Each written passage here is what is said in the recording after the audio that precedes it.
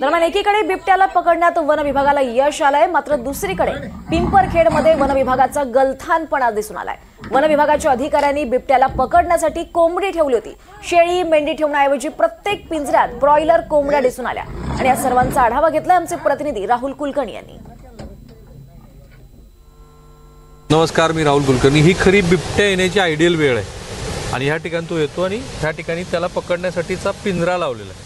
पण त्या पिंजऱ्याची गंमत मला सांगितली, हा पिंजरा असे बरेच पिंजरे आता इथे लावलेत, पण गंमत अशी आहे की ह्या पिंजऱ्यामध्ये त्याला पकडण्यासाठी भक्ष्य जे ठेवलंय ती ब्रॉयलर कोंबडी आहे। आता कपाळावर हात मारावा अशी स्थिती आहे, कारण अशा ब्रॉयलर कोंबडीच्या कारण एक तर त्याला आवाज जायला पाहिजे किंवा स्मेल जायला पाहिजे। आता एवढी छोटी कोंबडी, त्या कोंबडीला तो इथे बिबट्या येण्यासाठी जे अनुकूल वातावरण पाहिजे तसं नाही आहे। मी तज्ज्ञांशी बोललो आहे, असं नाही की मी माझं मत सांगतोय। तज्ज्ञांच्या मते अशी कोंबडी नसतात ठेवत, त्या ठिकाणी एक तर शेळी पाहिजे, बकरी पाहिजे, तिचा आवाज झाला पाहिजे, तो आवाज ऐकून बिबट्या आला पाहिजे। आणि काल सकाळी बिबट्या तिथे होता बघा, ती जी जागा दिसते त्याची कहाणी मला जरा सांगा। तुमचं नाव सांगा पूर्ण।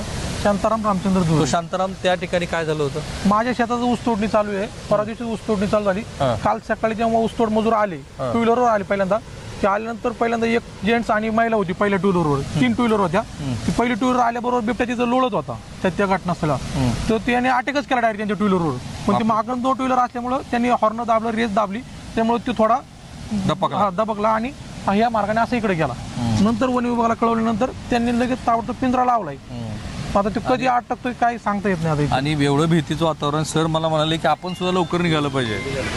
बस ही परिस्थिती सर सगळीकडेच आहे। नाही, या कंडिशनला लोक बाहेर सुद्धा पडत नाहीत आता अशा संध्याकाळच्या वेळेला।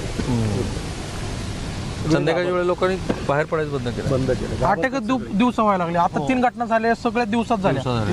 शिवण्या 9:30 वाजता झाली, कालचा मुलगा रोहन आमचा तो पण 3:30ला गेला। आजीची घटना झाली ती 6 वाजता झाली।